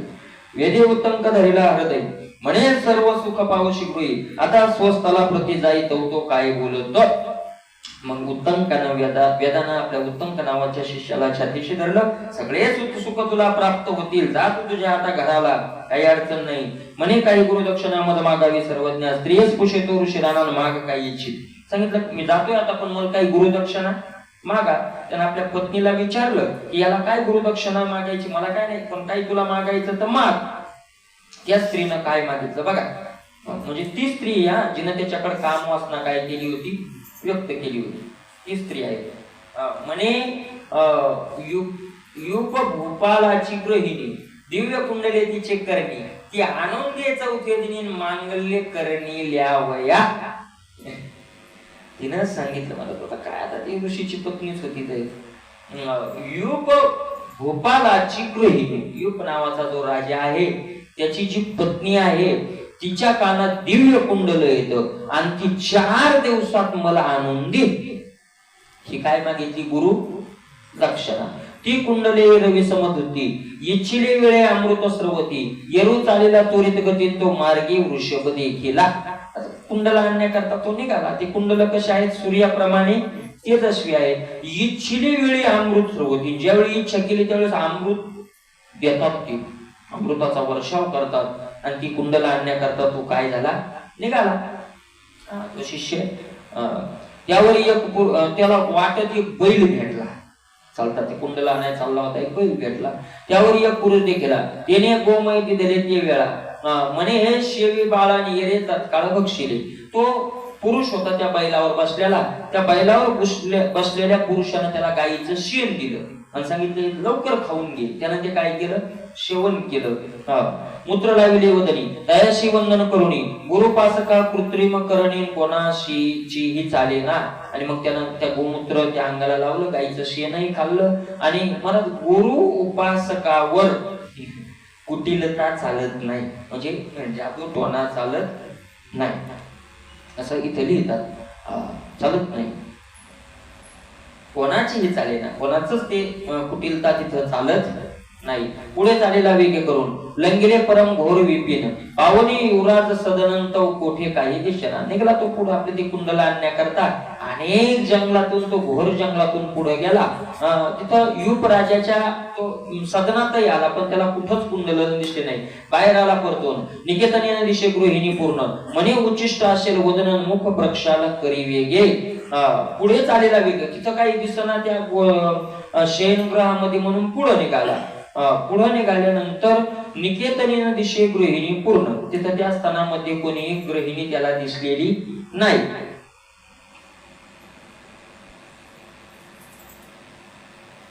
मन शुद्ध होऊनी पुढती प्रवेशाला निकेतना प्रती तो देखील दैशी पार्वतीन सर्व लक्ष. पुढे काही एका दुसऱ्या मोठा राजवाडा असेल. पुढे गेल्याच्या नंतर एक अशी स्त्री बघितली की मला एकदम पार्वती मातेसारखी सर्व लक्षणानं मंडित. केले बहुत स्तवन सांगितले सकल वर्तमान म्हणून गुरुग्रहीचे पूर्ण तुझी कुंडले मागितली. त्यानं त्या स्त्रीला सांगितलं की माझ्या गुरुपत्नीनं तुझे काय मागितलेले आहे, कुंडल मागितले. भोपाल आज्ञेवरून द्विजतोषविला कुंडले देऊन म्हणे कुंडले अमूल्य पूर्ण तक्षकेही मागितले. सांगितलं ते कुंडल तर दिले, राजाची आज्ञा घेतली, त्या राणीनं ते कुंडल दिले, पण सांगितलं हे कुंडल सामान्य नाही. या कुंडलाला माग तक्षकानं मागितलं होतं, परी मी ती दिली नाही, पण मी तक्षकाला ती दिली नाही. मी तुझला ती झाली प्राप्त तरी मागे मार्गे सांभाळे गौतम तक्षक नेल होता. मग आता तक्षकाला मी दिले नाही आणि त्यामुळे तक्षकाचं लक्ष या कुंडलावर आहे. आणि तू जर हे सांभाळले नाही तर तक्षक हे कुंडल घेऊन जाऊ शकतो, म्हणून सांभाळून ने, नाही का नाही. युपराज म्हणे तू धन्य आज पितृयज्ञ जाई संपादन. उत्तम का आज्ञेवरून राहिला ते दिवशी. मग त्या युपराजानं सांगितलं की माझा पितृयज्ञ आहे तो उत्तम का तू पूर्ण कर, आजच्या दिवस थांब. तो तिथं थांबला, एक दिवस तो यज्ञ केला.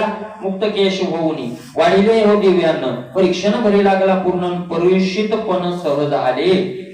मग तो राहिला एक दिवस, पण त्याला वाढत असताना दिव्यानं वाढले, पण त्या वाढणाऱ्या स्त्रीनं मुक्त केश होऊन वाढले. म्हणजे मोकळे केस सोडून काय केलं, वाढलं. म्हणजे काय वाढू नाही म्हणत असतील काय असं.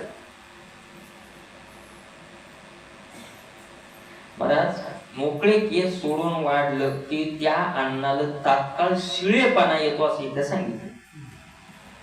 त्या अन्न जरी ताजी भाजलेली पोळी असली तरी ती ताजी राहत नाही. त्याला काय येतं, म्हणजे ते अन्न सत्वगुणी न राहता तमोगुणी होतं. शिळ होतं याचा अर्थ ते अन्न काय होतं, तमोगुणी. आणि तमोगुणी अन्न खाल्ल्यावर काय होतंय, 17वा अध्याय पहा, बुद्धी काय होते, भ्रष्ट होते. आत केस पडला कडून आणि त्याचा परिणाम दुसरा एक झाला. त्याच्यात काय पडला, केस पडला. ऋषी म्हणीन शिव जेवी मी पूर्ण. ऋषीनं सांगितलं उत्तंकाने मी जेवणार नाही. राये कोपिनी शापेला ब्राह्मण तव संतती न वाढ हो. राजाला राग आला की आपल्या घरचं अन्न यानं खाल्लं नाही. राजानं ब्राह्मणाला शाप दिला की तुला संतती होणार नाही. राजा विचारून पाहतो केस देखील अन्नात अन्नवद अधोवदनी विलोकितम प्रत्युत्तर नेले. काय राजाच्या मग लक्षात आलं की अन्नात काय पडला होता, केस पडला होता. राजा नाराज झाला, खाली मान घालून बसला.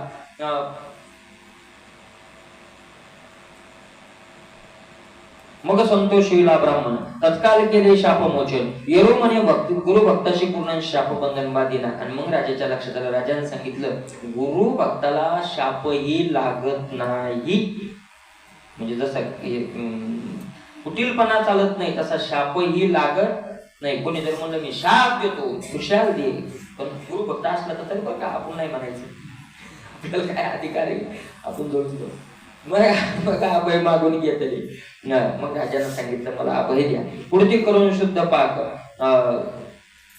पिंड पितृयज्ञ करून दे, मागोती उत्तंकवळ, पुन्हा दुसरा स्वयंपाक केला, त्याला जेव घातलं वगैरे. गुरुभक्त निर्दोष परणारी माझी जैसे वेश, दुसऱ्याचे गुणदोष दृष्टी न पडे दयाचे.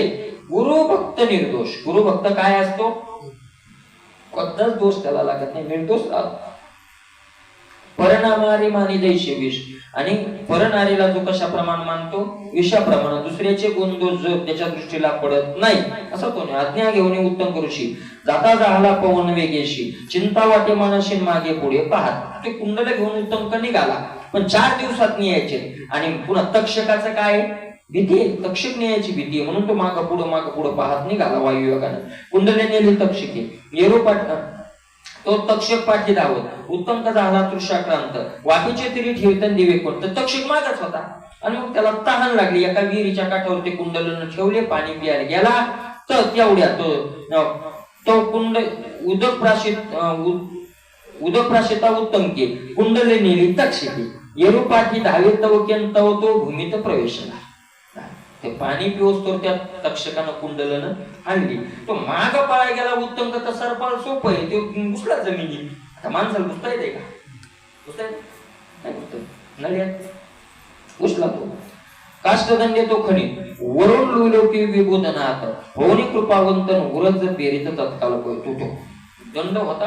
त्या काष्टात लाकडाच्या दंडानं ती जमीन काय करू लागला? उकरू लागला. तर तेवढ्यात महाराज इंद्राला दया आली, आणि इंद्रानं वज्र टाकलं वरून, त्यानं वज्रानं ती जमीन खांदायला काय केली? सुरुवात केली. धरा फोडून सवे करून दावीला मोकळा मार्ग, उत्तंक प्रवेशाला मणिरागा न सावरे त्याला. त्यांना जमीन फोडली, उत्तंक खाली घुसला. राग होता नाना भवने देखोनी अद्भुत, पद्मिनी नारी विराजित, ब्राह्मण तक्षका धुंडीत निर्भय निशंक या कला. मला तो पाताळ लोकात नागलोकात गेला, नाना प्रकारची ते भुवन पाहिली, पद्मिनी नारी विगे सगळ्या पाहिल्या, पण तो उत्तम काला त्याची काही भीती वाटत नव्हती. निर्भय निशंकपणे तो चालला. तो देखील दाता विधाता, श्वेत कृष्ण द्वारा कहता, 12 धार चक्र पाहता, 12 पुत्र शत कुमार. तो देखील दाता विधाता, जन्म देणारा विधाता तिथं त्यानं पाहिला. श्वेत कृष्ण द्वारा कांतिता, दिवस रात्र रूपी द्वारा कातत बसलेला एक व्यक्ती पाहिला. म्हणजे दिवसाचा द्वारा आणि दोरे सगळे चालले आहे का नाही. 12 धार चक्र पाहता, मेघाचं चक्रही तिथं त्याला पाहायला मिळालं. 12 पुत्र, वर्षातील 12 महिने, षड ऋतू सगळे तिथं पाहायला मिळाले. तो एक देखीला महापुरुष, तो म्हणे स्तवी इंद्रास, त्याने स्तवीला अमरेशन तो शोतो अश्व देखीला. आणि मग तिथे एक पुरुष बसलेला होता, त्यानं सांगितलं इंद्राचं स्तवन कर. म्हणून त्या उत्तमकानं इंद्राचं स्तवन केलं. इंद्रानं आपला घोडा पाठवला. पुरुष म्हणे उत्तमका, या तुरुंगाची आपण फुंकी का, येरे तैशेची केलेले कान तू अपूर्व वर्तले. त्या पुरुषानं सांगितलं, हा जो घोडा आहे त्या घोड्याचे कान फूक. त्यानं तसं केल्याच्या नंतर काय बघितलं, अश्वाचे मुखी करणी नयनी, ज्वाळा प्रगटी क्षणी, धुर चालेला पाताळ भोनी तडफडती पादोदय. त्यांच्या फुकल्या बरोबर त्याच्या कानातून तोंडातून अग्नीच्या ज्वाळा चालल्या, आणि त्या पाताळात सगळा अग्नी झाल्यामुळं ते सर्प सगळे काय व्हायला लागले? तडफडायला लागले. तक्ष भयभीत ती क्षणी, कुंडले उत्तम का देऊनी, मध अकस्मात सापडले गुणी तुझे म्हणून नेहमी. तक्षक घाबरला. म्हणून तक्षकांचे कुंडल काय केले? आता वापस आणून दिले. मला वाटच सापडले, मला काय माहिती कशी पळ वाटत असाची माणसाचं आहे. मला काय माहिती तुझे, मला वाटले कोणाचे नसतील, भेटले आणली. पुरुष म्हणे उत्तंका लागुनी, पळे की अश्वावरी बैसवणी, येरे तो पुरुष वंदने ओळख घे तुरंगी तुरेने. त्या पुरुषाला सांगितलं, आता उशीर करू नको, 4 दिवसात न्यायचे कुंडल, पटकन घोड्यावर बस आणि निघ. उत्तंक बसला आणि निघाला वायुयोगानं. चतुर्थ दिवशी तो द्विजन्मा, पावला बेगे वेदाश्रमा, कुंडले देऊनी रामान सद्गुरुशी तोषिले. 4 दिवसात त्यानं ते कुंडल त्या गुरुपत्नीला आणून दिली. वेगे हृदय धरला उत्तंक, म्हणे मार्गे काय देखील कौतुक, येरे म्हणे स्वामी तू रक्षकांना परी सांभाळले. आता मग गुरुने विचारलं, वाटत काही अडथळे आले का? काय काय पाहिलं? त्यानं सांगितलं का आता तुम्ही रक्षण करणारे असल्यावर मला काय अडथळे येणार आहेत? परी भेटले ते कोण, सांगावे ते कृपा करून. गुरु म्हणे वृषभारूढ पुरुष जाण ऐरावतारूढ इंद्र तो. पण ते कोण कोण भेटले ते तर सांगा. आणि मग ते सांगायला सुरुवात केली. गुरुला विचारलं त्यानं, ते भेटले मला ओळखू नाही आले, कोण होते?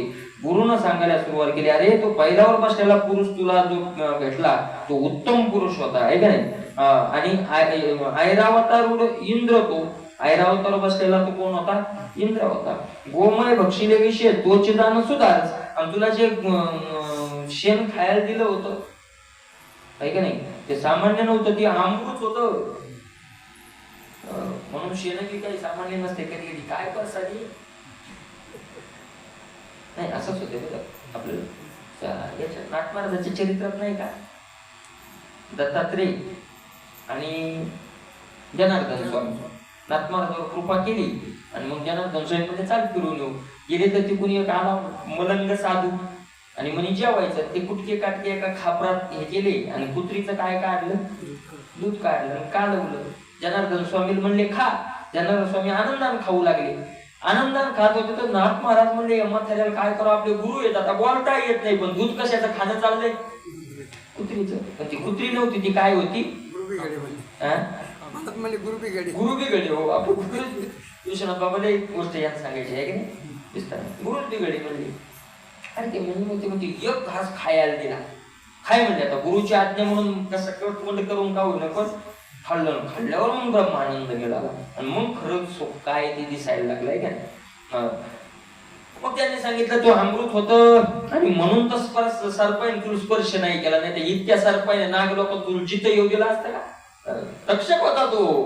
त्यानं जाता विधाता देखील एक क्षणी कृष्ण श्वेत दोरे दोन्ही ते दिवस रात्री गणित देखले नाही मी तू आधी द्वादश दार देखील चक्र तो द्वादश मेघ चढले अपार देखील जे षडकुमार ऋतू षड ऋतुपतीचं पै ते 6 ऋतू होते, मेघ होते वगैरे. पाताळी पुरुष म्हणे आश्रमा प्रति जाई तू सर्वदा विजयी बहुत सुख भोगी का. आश्रमाला उत्तंक परी तक्षके भोगविले दुःख ते आठवून देखन तळमळीत विप्रतो. आता उत्तंकांना कुंडल दिले आणि कुंडल देऊन आपल्या आश्रमात आला, पण तक्षक काय त्याच्या डोक्यातला जाईल की तक्षकांना आपल्याला एवढं बेजार केलं. ते कुंडल नेले नसते तर आपल्या पाताळात जावं लागलं नसतं, परेशान व्हावं लागलं नसतं. मग जाऊन कुरुक्षेत्रा भेटला जन्मेजय नरेंद्रा म्हणे सर्प सत्र करून पवित्रान पितृ सोडून घे का. आणि मग त्यानं ते आपल्याकडून तर काय होत नाही म्हणून शत्रू एका जागी तक्षकाचे एकत्र करायला सुरुवात केली. तो कुठे गेला, त्यानं त्या तक्षकाचा बदला घ्यायचा म्हणून तो कुणाला जाऊन भेटला, कुरुक्षेत्राला गेला आणि जन्मेजय राजाला भेटला आणि सांगितलं तू सर्प सत्राला आरंभ कर आणि तुझ्या बापाचा सूड घे. त्याच्या बापाचा सूड काय झालं होतं, परीक्षितीचा मुलगा जन्मेजय. तुझ्या बापाला तक्षकानं मारलं म्हणजे तुझा तो काय शत्रू आहे, तू त्याचा सूड घे म्हणजे याला याचा बदला काढून घ्यायचा. अरे परीक्षितीचा प्राण यातला तक्षण लागता क्षण ऐशे जन्मेजय क्षोभवून सर्प सत्र मांडली. आणि मग त्याचा जन्मेजयाचा राग त्यानं असा भडकवला आणि सर्प सत्राला काय केला, आरंभ केला. यावरी चवन भार्गवाचा पुत्र प्रतिती नामे परम पवित्र रुरु नामा ऋषीश्वरन त्याचे पोटी जन्मला. याच्यावरची दुसरी एक कथा. च्यवन भार्ग नावाचे ऋषी आणि त्या च्यवन भार्गाचा पुत्र प्रतिती त्याचं नाव परम पवित्र तो आणि त्याचा रुरु नावाचा एक ऋषी त्याच्या पोटी जन्माला आला. त्याची प्रिया प्रवीण पद्मिनी रूपवती चातुर्यखानी जे आश्रमी असता कामिनी सर्पदंश झाला. त्या रुरु नावाचा जो ऋषी त्याची बायको आपल्या घरात होती, आश्रमात होती, चातुर्य हुशार होती ती आणि तिला सर्पाचा काय झाला, दंश. आता आश्रमात झाला असेल, घरात सर्पदंश झाला. तिचे आलिंगुण कुण रुरु करी दीर्घ विला तिचे 8 गुण कुण स्वरूपन वदन पिटी आक्रोश. आता त्याची मेली बायको, सर्पदंशाने पत्नी मेली पण ती प्रिय त्यानं धरला आपल्या छातीशी मोठमोठ्यानं हारडायला लागला, रडू लागला. तिचे गुण वर्णन करू करू रडू लागला. वदन पिटी आक्रोश काय का नाही म्हणे एक मित्र पुत्रा कृपावंता उठवी एवढी लावण्य सरिता म्या जोडली असेल त्या सुकृतान पालटीची ती. पण केला गेलो उठव म्हणे फक्त मला हिला जर उठवलं तुम्ही जेवढं पुण्य केलं असेल तेवढं काहीतरी घेऊन टाकीन इच्छा बदल. साधू संत देव ब्राह्मण माता पिता गुरुजान याचे केले असेल भजन तरी प्राण परती येच. मी साधू संताची देव ब्राह्मणाची माता पित्याची गुरुची सेवा केली असेल, भजन केलं असेल तर हिचा प्राण काय हो वापस येऊ. आयाची दुर्बळ ब्राह्मण भिडला बघू तर उणे करून त्याचे केले असेल ऋण मोचन तरी प्राण पडतो याचा. एखादा ब्राह्मण असेल कर्जाने पीडित झालेला असेल आणि त्याचा कर्ज फेडण्यात जर मी सहकार्य केला असेल तर हिचा प्राण वापस येऊ. तीन परदेशी रोगिष्ट केवळ त्याचा केला असेल सांभाळ मिथ्या अभिशाप बोलते कळण जरी उठून गेलो असे. तीन परदेशी रोगिष्ट केवळ. तीन परदेशी म्हणजे गरीब माणूस एखादा दुसऱ्या गावून आलेला आहे का नाही. रोगिष्ट एखादा काय असेल रोगी माणूस असेल त्याचा केला असेल सांभाळ पुण्य बरं. त्याचा काय केला असेल सांभाळ केला असेल. मिथ्या अभिशाप बोलता कळण जरी उठून गेलो असे हे पुण्य पहा. खळ लोक दुष्ट लोक खोटं बोलून लबाड्या करून गप्पा हाणत असतील आणि तिथून जर मी उठून गेलो असेल आणि उठून गेल्याचं पुण्य माझ्या पदरी असेल तरी परतो प्राणी यायचा. हिचा प्राण काय हो वापस येऊ. अनाथ प्रेताग्नी संस्कार तरुण दरिद्र्याचे लग्न साक्षर सहाय्य केले असेल निर्धार तरी प्राण परतो यायचा. अनाथ प्रेताग्नी संस्कार एखादा असा माणूस असेल अनाथ म्हणजे ज्याला कोणीच नाही आणि तो मेल्यावर जर मी त्याचं प्रेत जाळलं असेल म्हणजे ज्याला कोणीच नाही त्याचं प्रेत जाळणं सुद्धा काही पुण्य आहे का नाही. तरुण दरिद्र्याचे लग्न साक्षर एखादा तरुण असेल एखादी मुलगी तरुण असेल आणि गरीब असेल तिचे मायबाप त्याचं जर काय लावून दिलं असेल लग्न लावून दिलं असेल सहाय्य केलं असेल त्यांना तर हिचा प्राण वापस येऊ. रुरुस्तीचे प्रेत घेऊन रुदन करीत घोरवणी तो देव तिथं गगनी नियमानी वैसोनी ऐकत ते तिच्या बायकोचं प्रेत घेऊन जंगलात रडू लागला.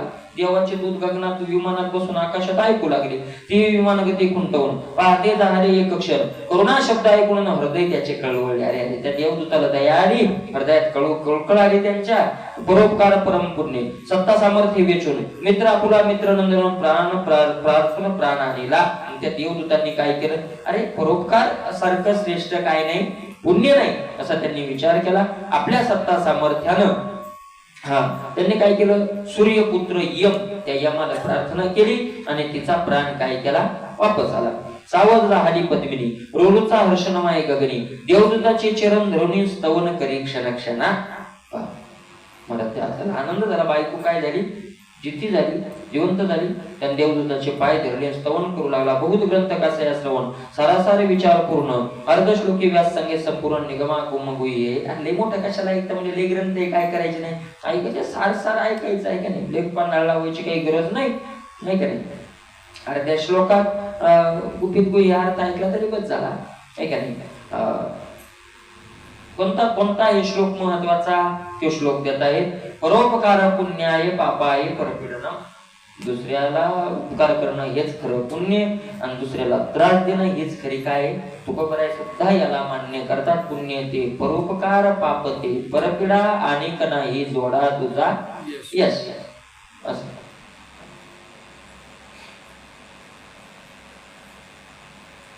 पुण्य परोपकार हेच पुण्य अमोप परपीडा हेच महत् पाप आपुले यज्ञ पुण्य रूप क्लेश आरती पराचे. म्हणून परोपकार करणं हे सगळ्यात मोठं पुण्य आहे. अरे आपल्या प्रयत्नानं जर दुसऱ्याचं दुःख जात असेल त्याच्यापेक्षा मोठं पुण्य काय आहे का नाही. आपण समान विश्व पाहत पराच्या मोदी अति संतोष पर क्लेशे व्याकुल चित्त परोपकारी पुरुष. तो कुणाला परोपकारी म्हणावं. अरे दुसऱ्याच्या दुःखात जो दुःखी होतो दुसऱ्याच्या आनंदात जो आनंदी होतो त्यालाच काय म्हणावं परोपकारी म्हणावं. संकटी पडता प्राणी पाठीच घाली कृपा करून केले सुकृत नवोदेवनी परोपकारी पुरुष. तो एखादा संकटात पडलेला आहे त्याला आपल्या पाठीकडे घालून त्याचं संकट निवारण करतो तो परोपकारी. आणि केलेला जो सांगत नाही तो काय आहे परोपकारी. धिक्क संपदा धिक्क ज्ञान धिक्क विद्या धिक्क अभिमान परोपकार केली आहे संपत्ती विधवा निंदेती. धिक्क संपदा धिक्क ज्ञान त्याच्या संपत्तीचा धिक्कार असो त्याच्या ज्ञानाचा धिक्कार असो त्याच्या विद्येचा धिक्कार असो धिक्कार असो त्याचा कुणाचा परोपकार केल्या विन. जर परोपकार करत नसेल तर त्याचं ज्ञान सुद्धा काय आहे धिक्कारणी आहे. संपत्ती सुद्धा धिक्कारणी आहे. विधवा स्त्री सारखी ती संपत्ती. परोपकाराविन नर पशुवत संसारी साचार जे लिहिले ते शृंगार प्रेतास व्यर्थ जेवे केला. अरे परोपकार जर एखादा पुरुष करत नसेल पशुप्रमाणे त्याचं काय मानावं जीवन मानावं. त्याने किती आपल्या संपत्तीच्या जोरावर आपल्या अंगावर चांगले कपडे चांगले अलंकार घातले असतील तर ते प्रेताच्या अंगावर घातलेले शृंगार आहेत असं समजावं. तो यानारूढ हिंडत रेषेद अनर्थ चालविले प्रेत पुढे वाद्य वाजवितन तेवी तो व्यर्थ संसारी. प्रेतास व्यर्थ जीवी केला. तो याना रूढ हिंडत जैसे दहनार्थ चालविले भेद. आणि तो जरी एखाद्या वाहनात बसून चालला असेल, मोठ्या रथात बसून चालला असेल, परोपकार करणारा नसेल, तर समजावं यो रथात बसून नाही चालला, याचं प्रिय जाळाय चालल्यासारखं हे काय आहे, मडा आहे. पुढे त्याच्या वाद्य वाजत असतील, सगळं व्यर्थ आहे. रुरु म्हणे धन्य धन्य देवदूत तुम्ही पावन, तुमचे चरणावरून देह सांडणे हो माझा. रुरुनं सांगितलं तुम्ही माझ्या बायकोला जिवंत केलं, आता तुमच्या चरणावर माझा देह ठेवावा, एवढे तुम्ही काय झालेले आहात, माझ्यावर तुम्ही उपकार केलेले आहात. असं देवदूत गेले तेथून आश्रमाला प्रिय घेऊन सॉरी सर्पाचा अपराध आठवून तळमळीत रात्र दिवस. त्याची बायको जिवंत झाली होती, पण त्याच्या मनात राग होता कोणाविषयी, सर्पाविषयी. आता 3 एका जागी झाली. कोण कोण, वेद, जन्मेजय आणि रुरु. वेदाचा काय अपराध केला, कुंडल चोरून नेले. जन्मेजयाच्या बापाला दंश केला आणि रुरु नावाच्या त्या ऋषीची बायको सर्पदंशानं मेली होती, म्हणजे त्यालाही सर्पाचा राग होता. 3 एका जागी येतात. रुरु म्हणे सांडून अनुष्ठान हस्ती लोंडन सबळ घेऊन सर्प मारी शोधून वारुळे बिंबे सर्व बिळे सर्व. त्या रुरुनं दिलं अनुष्ठान टाकून दिलं, जप्त पण टाकून दिलं, मोठा दंड घेतला, नळा पाहायचा, उकरायचा, सर्प दिसला की सगळे सर्पच मारून टाकतो. पण करिता सर्प सहा देखीला तुदुंबी नामाजगर वरी करिता दंड प्रारंभ होतो काय बोलीला. तो सर्प मारत मारत मारत चालला होता, त्या दुदुंबी नावाचा एक अजगर पाहिला. त्या अजगरावर दंडाचा प्रहार केला.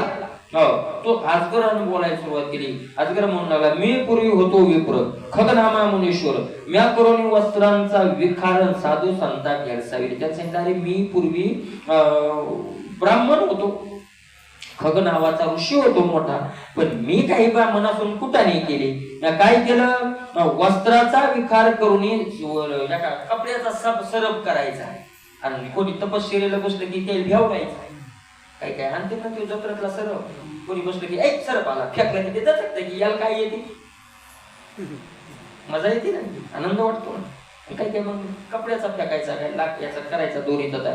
तो म्हणला मी ब्राह्मण होतो, पण त्या दोरीचे सर्प करायचो, लोकांनी भेडसवायचो, ते ऋषीला भेडसवायचो. असं करू लागलो.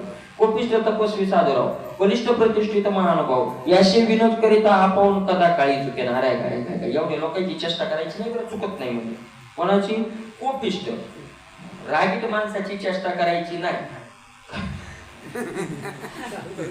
माणसं म्हणते ना याची लगेच त्याच्या खाली नका, कोपिष्ठ नका करू. तपस्वीची चेष्टा करायची नाही. कधी काय असते ते त्याच्या चिंतनात एकाग्र असते, आणि आपण चेष्टा केल्यामुळे त्याच्या चिंतनात बाध येतील. भजनी विक्षेप याची पळ मरण, त्याला राग येतो, विक्षाप देतो. साधू राव, एखादा साधू असेल, नाही करायची त्याची चेष्टा. काय करायचं, बलिष्ठ ताकद ज्याच्यात लई मोठी, खेळतो का कुस्ती, जीव जाईल ना तो, कशा त्याच्या आधी लागला. प्रतिष्ठित एखाद्याची समाजामध्ये मानमान्यता आहे, त्याच्याशी नाही करायची चेष्टा. मानातो बा मोठा एखादा महात्मा आहे, याशी विनोद करीता अशाचा विनोद केला तर आपल्याला नुकसान होतं. कदा काळी चुके ना. तरी रुरु अवधारी सर्वता मोतू मत न मारी, जन्मजयाचे सत्रेन सर्प सहा सर्प. त्या अजगरांना सांगितले कशाला मारतो मला, आणि सर्प कशाला मारतो, पुढे जन्मजय सर्प सत्र करणार आहे, त्याच्यात सगळे सर्प काय होणार आहे तर मरून जाणार आहे, तर मरतील आपोआप. रुरुचे दर्शने साचार उद्धारला तो अजगर, दिव्य देह पाहुणे सतुरन स्वर्गाप्रती चालेला. रुरुचं दर्शन झाल्यामुळे अजगराचा उद्धार झाला, तो स्वर्गात गेला. मातृशापे करून देव यागी जळीत दश दंत शुक, सुतास मने शोणकन कथा सांगे सुरसती. मातृशापे करून देव यागी जळत होतं. सर्प जे त्या आगीत जळत होते त्याचं कारण होतं त्यांच्या आईने दिलेला शाप. सर्पाच्या आईनं सर्पांना काय दिला होता, शाप दिला होता. आता शौनक ऋषी सुताल म्हणले मग शाप काय होता ती कथा सांगा, आहे का नाही. दक्षाच्या कन्यातात होता कश्यप स्त्रिया कद्रू विनता, लावण्य खानी पतिव्रता परी मत्सर दोघी मध्ये.